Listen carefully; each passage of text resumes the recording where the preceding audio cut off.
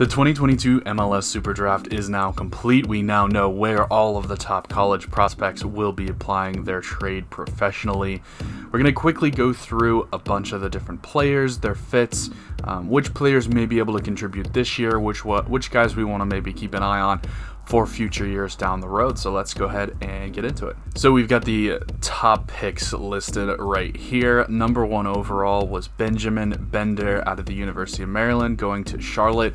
Really good pick here by Charlotte. Probably the guy with the most upside in the class, maybe outside of Buda. And he's going to pair really nicely in that midfield with Christian Makoun.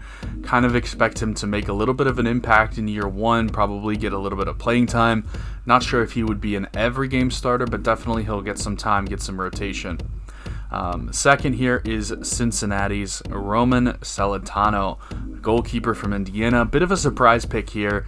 We thought they might go with Kip Keller, the defender.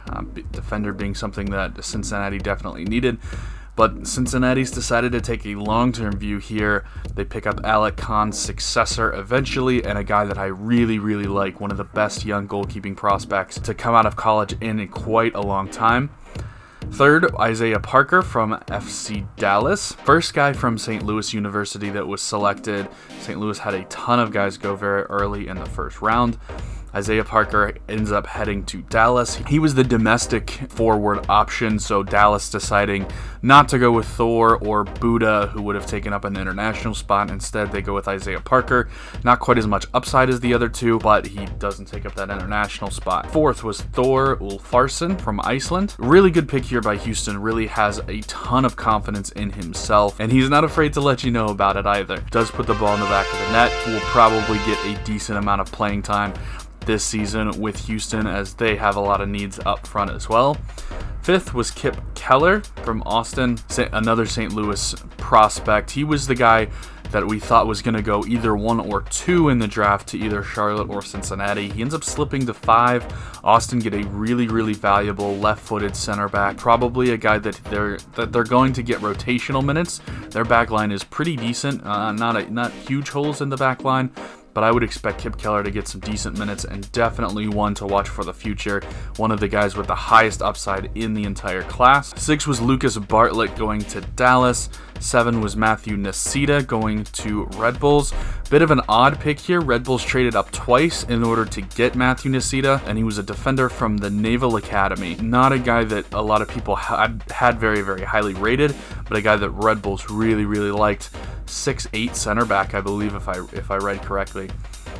Pick number 8 was Useni Buda from San Jose, and this is one, again, that I really like. A guy that can get some playing time this year for San Jose. Fits into that system perfectly. Went to Stanford, so he'll be staying in the same area to play pro ball. Came out of the Right to Dream Academy over in Africa, so really talented player. Probably the most talented player in the draft.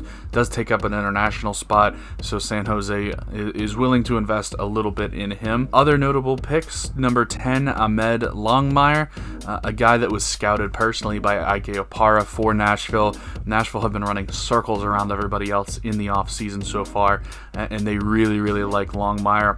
I saw a few drafts where he went as high as number 3, a few mock drafts where he went as high as number 3. Patrick Schulte, another goalkeeper in this very deep goalkeeper class, another one to keep an eye on. He ends up going to Columbus to be the potential future backup for Eloy Room and potential successor. Pick number 18, Jack Lin, another guy that we thought would probably go a little bit higher out of Notre Dame.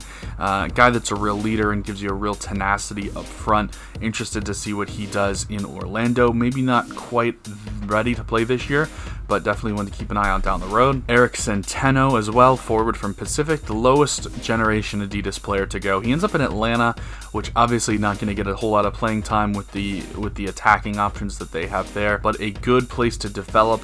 And definitely one to keep an eye on. And then the other one that I had my eye on was Isai Easley from Grand Canyon. He ends up in Kansas City, another fantastic developer of talent, so a good place for him to land. Mo Omar as well ends up in Colorado, another good developer of talent, so a good place for him. He was kind of compared pre-draft to Mark Anthony Kaye, so he actually will get to learn from Mark Anthony Kaye in Colorado. And then Charlotte at the top of the second round makes another really good pick, Kyle Holcomb was kind of 1-2 with Thor Ulfarsen for the ACC Player of the Year this year. Really, really good pick in the second round. I'm surprised that he fell that far. I was kind of expecting him to go more in the top 10, so another guy to just keep an eye on for the future. We have the full list of who we should be looking out for this year, who we can keep an eye on for the future over on the Patreon page.